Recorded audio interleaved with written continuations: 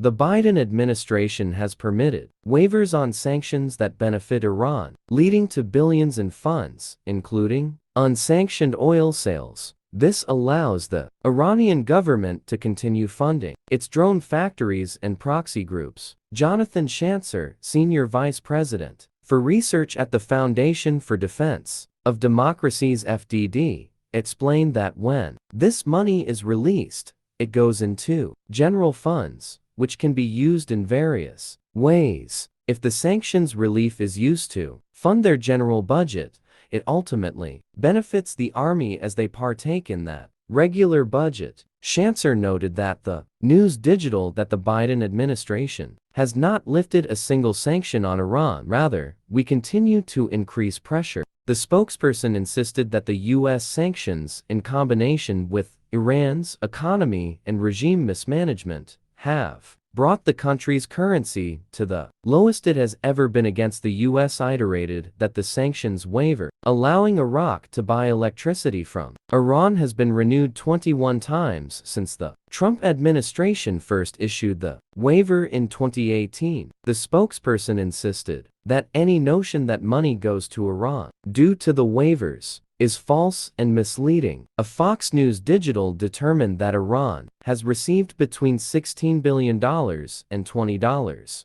billion in sanctions waivers, with billions more gained through the sale of Iranian oil.